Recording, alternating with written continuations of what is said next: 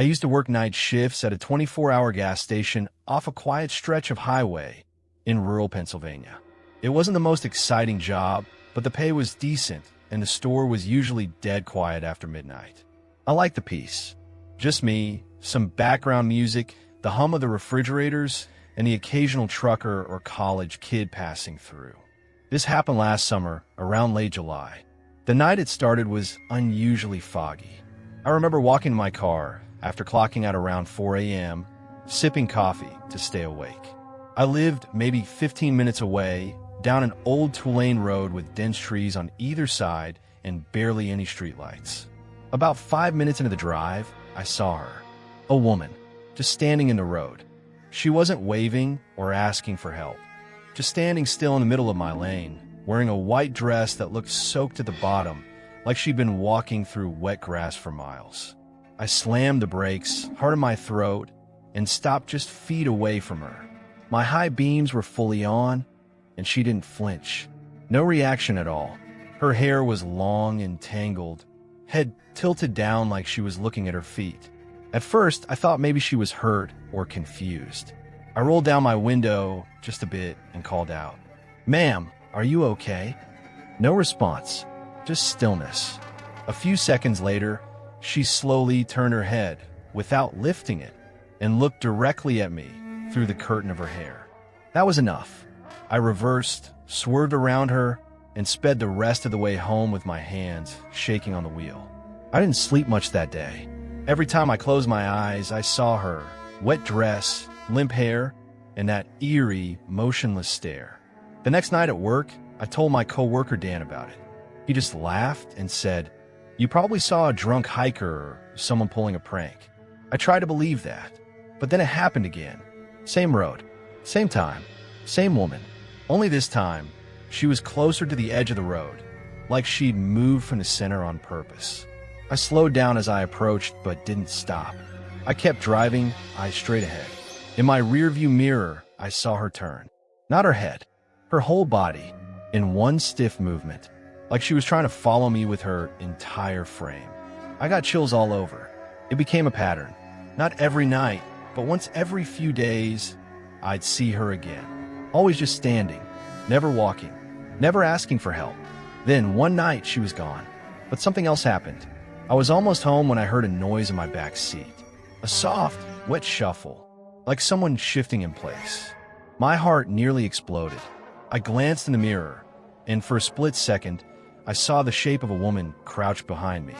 I swerved, slammed on the brakes, and jumped out of the car in the middle of the road. Nothing. The back seat was empty. I don't remember driving home. I think I was in shock. But when I got there and turned on the lights, there were 2 wet footprints on my back seat. Just 2, like someone had crouched there with bare, soaked feet. I quit that job a week later. I still don't take that road.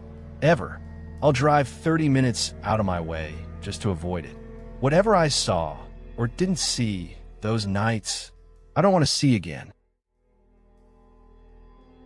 I used to drive a late-night delivery route for a printing company based out of Ohio. The shift started at 9 p.m. and ran until just before dawn, meaning I usually spent the loneliest part of the night cruising through back roads and forgotten towns, dropping off bulk orders of newspapers to convenience stores. One of the stops was this tiny outpost way out in the sticks called Great Inn. Just a single gas station, a boarded-up diner, and a row of abandoned brick buildings along a dried-out rail line. No one ever seemed to be around. The town always looked like it had been evacuated years ago. But every Thursday, I had to stop and leave a bundle of papers outside the gas station's front door. That particular night started off normal enough. It was sometime after midnight when I pulled off the main road and started winding through the pitch-black forest that led toward Great Inn. I'd made the trip dozens of times, but this time something felt off. There were no lights, not from passing cars, not from porch lamps, not even the moon. Just pitch-black woods and the hum of my headlights slicing through it. I remember checking the time, 12:38 a.m. About 10 minutes from the drop, I saw something ahead, a person standing in the middle of the road. I slowed down fast, almost skidding. He wasn't doing anything, just standing there, staring at my car. His face was in shadow, but I could see he had no shirt on, and he was holding something long in his right hand. Maybe a stick? I rolled the window down just a crack and called out, "You all right, man?" He didn't answer, didn't move. I put the car in reverse, planning to slowly back up and turn around. But the second I shifted gears, he started walking toward me. Not running, just a steady, casual walk like he had all the time in the world. I floored it in reverse and turned off into a side path I knew would loop me back to the main road. I didn't look back again until I was at least a mile out. By the time I got to the outskirts of Great Inn, I was still shaken up, but I figured that guy was just some local drunk or someone messing around. I pulled into the gas station's empty lot, dropped off the paper bundle, and got back in my van. But as I was pulling away, I noticed something in my side mirror. A figure standing down by the railroad tracks. Again, shirtless. Again, holding something. I couldn't be sure it was the same guy, but it looked too close to be a coincidence. I sped off faster than I should have, wanting nothing more than to finish my shift and be done with that route forever. But fate wasn't done with me yet. About 40 minutes later, I was back on a rural stretch of road, heading toward my next stop. That's when I saw it again. Another man standing on the road. This one dressed completely different, jacket and jeans, but still holding something long in his hand. This time it was unmistakable. It was a rusted crowbar. He was standing beneath a blinking railroad crossing arm, but there were no train tracks there. Not anymore. I swerved around him and kept driving, not stopping until I was nearly 20 miles away. When I told my supervisor about it the next morning, he just gave me a weird look and said, "So, you saw them too?" That was my last night on the Great Inn route. I quit 2 days later, and I've never driven back that way again. Some people say Great Inn used to be a booming rail town, until a train derailed back in the 80s and killed half the town's workers. Others say the tracks were never removed, just buried. Whatever the truth is, I know what I saw, and I'll never drive rural roads after midnight again. This happened just 7 or 8 months ago. Josh was an old friend of mine, one of those people you instantly click with. We met senior year of college, and for that final year, we were practically inseparable. Gaming until 4 a.m., crashing each other's classes, showing up uninvited to each other's family events. We were close.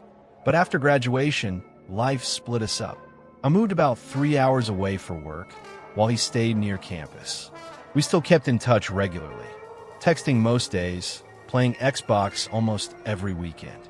But we hadn't seen each other in person in over a year. So when he randomly called me on a Thursday and invited me to stay at his place for the weekend, I was honestly excited. He said his girlfriend was out of town and he had the house to himself.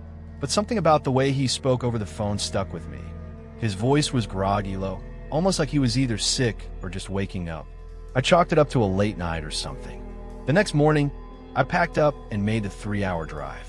I had to stop for drinks and snacks, so I didn't pull up to his place until about 4:30 p.m.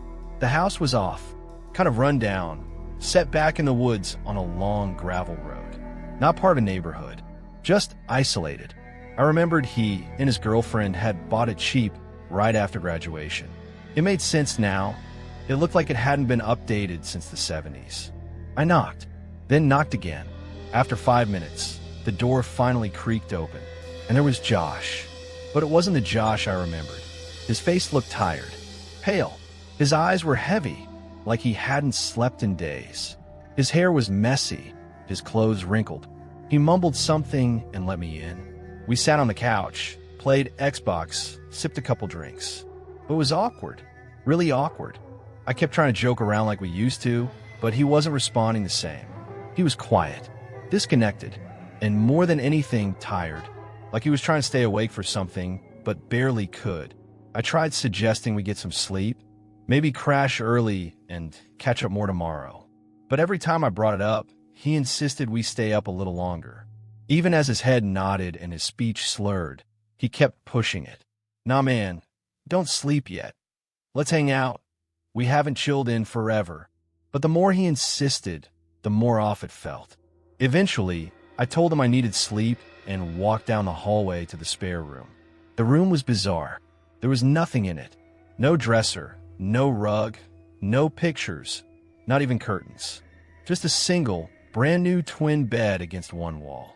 It was like the room had been staged overnight, like the bed had been bought specifically for me. That's when I got this pit in my stomach. I pulled out my phone and texted his girlfriend. We weren't super close, but I figured she'd tell me if something was up with Josh. All I said was, "Hey, Josh has been acting super weird. Seemed really out of it. Just wondering if everything's okay." She responded a couple minutes later. "I moved out 4 months ago. We broke up. Why are you at his house?" That text hit like a punch to the gut. He told me she was out of town for the weekend. He lied. I got up, went to the door, and froze. I could see a shadow under the door. Someone standing right outside. My heart was racing. After the shadow moved, I quietly opened the door and stepped into the hallway. All the lights in the house were off now. I turned to close the door and saw something on the back of it that hadn't been there before. A new deadbolt mount, still half attached, still missing a screw. He had tried to lock me in. I backed away fast. That's when I noticed something on the kitchen counter, an open package for a deadbolt, the kind that can only be locked from the outside. I was already heading for the front door when I heard footsteps. Fast ones. I turned around, and there was Josh, standing in the hallway, his face blank. No emotion, just tired like a walking corpse. I asked, "What the hell are you trying to do?" He didn't answer, just kept walking slowly toward me. I bolted for the door. He called my name once, then again, his voice dry, slow, hollow. I didn't look back. I ran to my car, got in, and peeled out down that long gravel driveway, heart hammering in my chest. When I got home later that night, I tried to process what had just happened. But before I could even decide what to do, Josh had already blocked me on everything. I still don't know what he was planning. Why he wanted to trap me in that room. Why he waited until we were alone and cut off from everyone. But looking back on it now, I honestly don't think that was Josh anymore. At least not the Josh I knew.